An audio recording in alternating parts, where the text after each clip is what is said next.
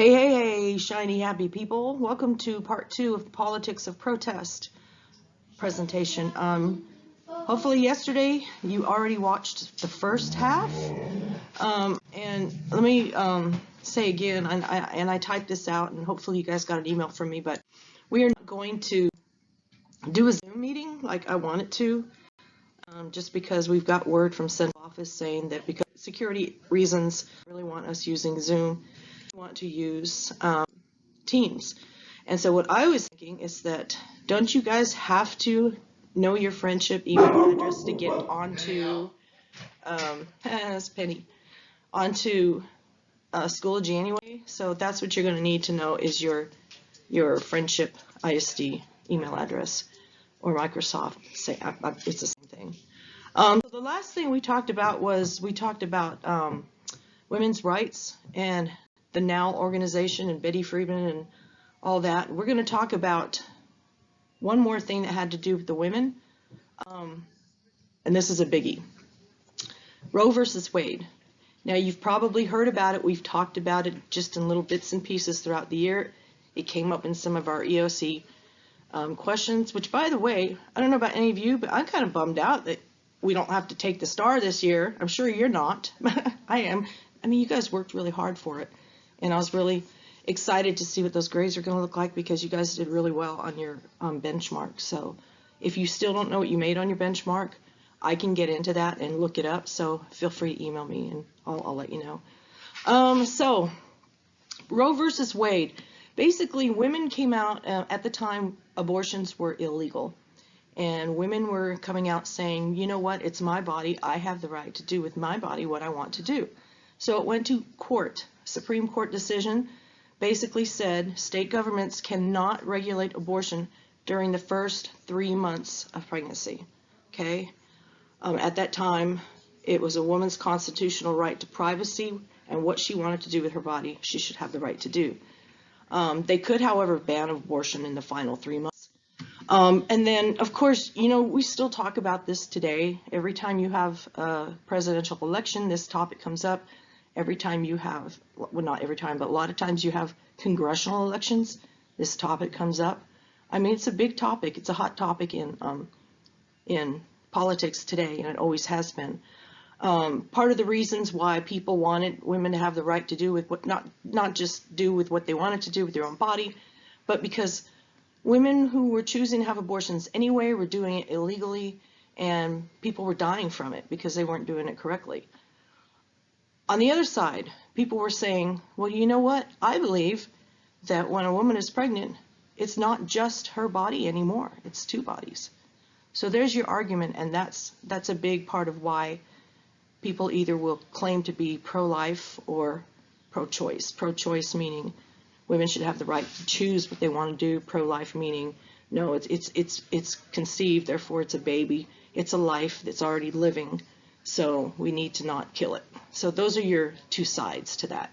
The next big category that we're going to talk about during our politics of protest, we're going to talk about the Latino Americans. Yeah, and I hate that you guys couldn't finish watching. Some of you, 3 classes of you, watched the first half of that Cesar Chavez movie, and I was going to show it. As soon as we came back from spring break, I was going to show you the second part of that, but I can't now. I can't remember if I purchased it on Amazon Prime or if it comes with Amazon Prime. You might even be able to find it on YouTube.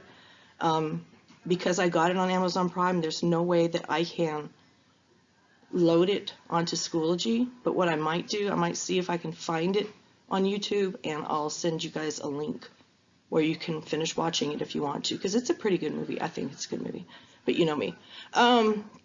So Latino Americans are going to really gather. Of course, Cesar Chavez, he was fighting for the people, mostly migrant farmer workers who were not getting paid very much and were working ridiculous hours in horrible conditions, while the farmers who were selling their produce and whatnot, they're the ones that were living high on the hog, I guess you could say. 20th century, we see a lot of Mexican immigration. If you recall, during the Great Depression, a lot of Mexicans were being sent back, if they didn't volunteer to go back to Mexico, that we were sending them back. Do you remember why we were sending them back and not other immigrants? Ding, ding, ding, ding, ding, ding, ding. Ah, yes, I know somebody said it, because I could tell. Because it was closer. Mexico was closer to us, so it was cheaper to send Mexicans back rather than other. So during the Great Depression, 1/3 of the nation's Mexican population did return. The Bracero program was created. Mexican workers would enter the short-term labor contracts. This is going to cause illegal immigration to increase, okay? We're going to see 3.7 million Americans deported over the next 3 years. These raids were criticized in the United States and in Mexico. It made people feel intimidated for, even if they just looked Mexican, even if they were Mexican citizens, you know, much sort of the same way. I know you guys don't remember it personally, but the same thing happened with Middle Eastern people right after 9/11, okay? So Mexicans remain still the largest group of Spanish-speaking newcomers. As a matter of fact, there's been speculation that in not too distant future that Latinos and Latinas will be probably the largest demographic population in the United States. So Puerto Ricans became American citizens in 1917. 350,000 Cuban immigrants came in after the Cuban Revolution. So we have a lot of Latinos and Latinas living here in the United States, whether it be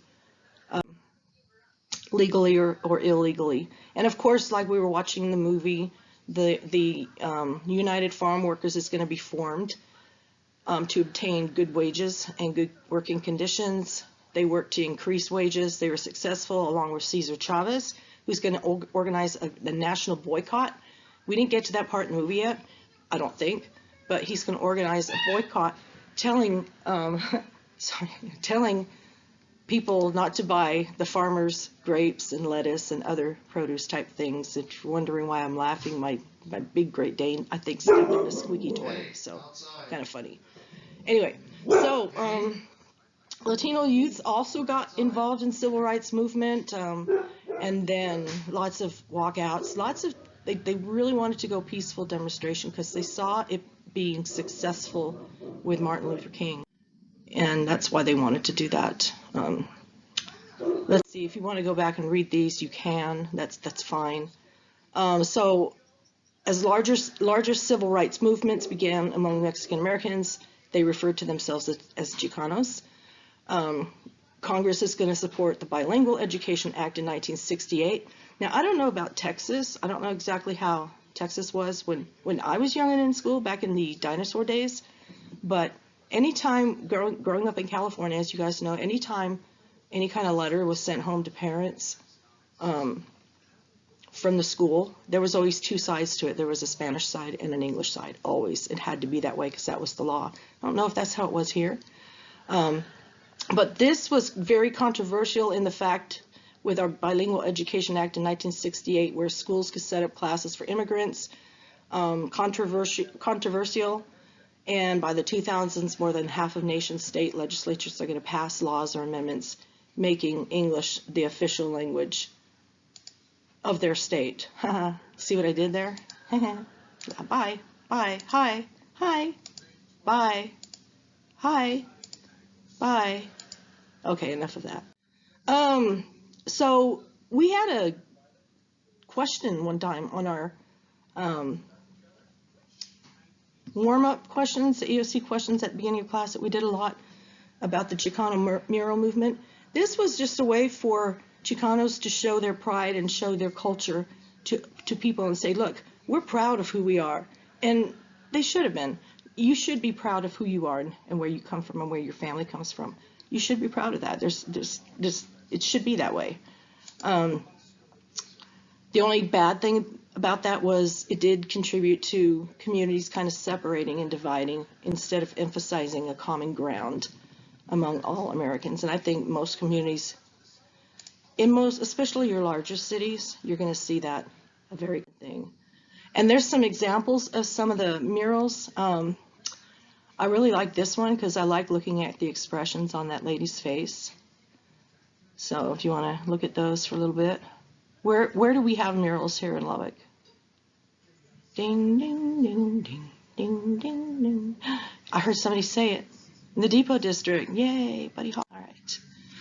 Native Americans is another group. They're going to, we talked about this before too, let me minimize myself. More than 600 people are going to travel in the Trail of Broken Treaties. Of course, since day one of this class, we've always talked about how the Native Americans, they were always promising things to the Native Americans and then breaking those treaties. That happened so very often.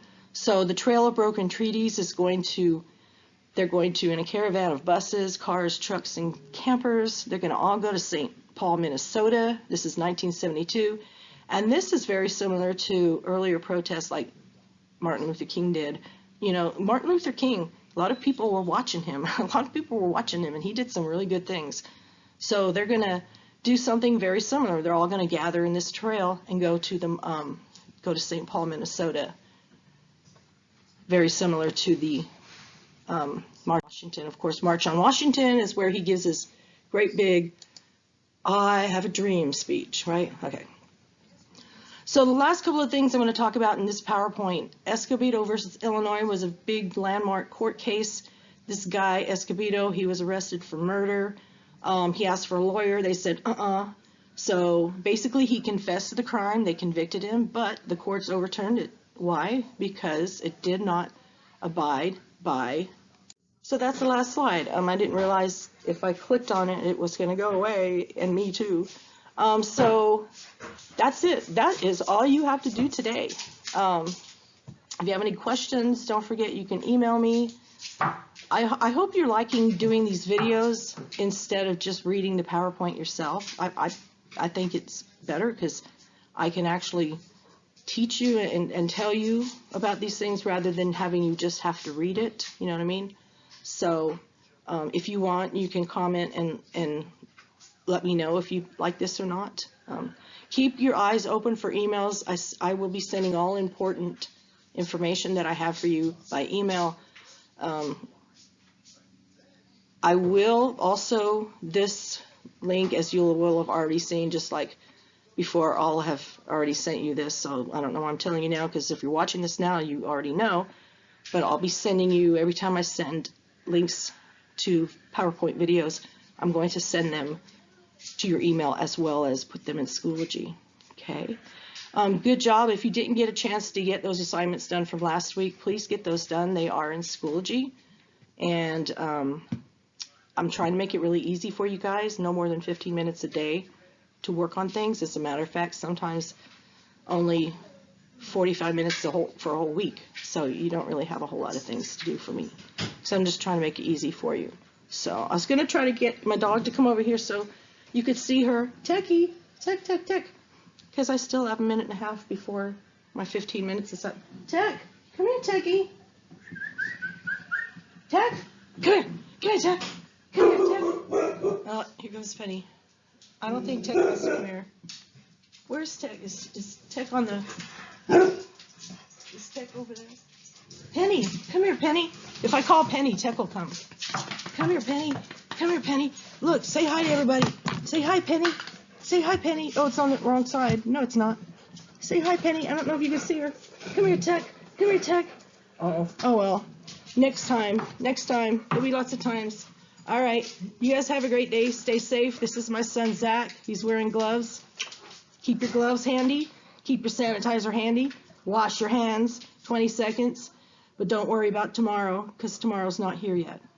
Or it's already there. You think about it. Bye, y'all.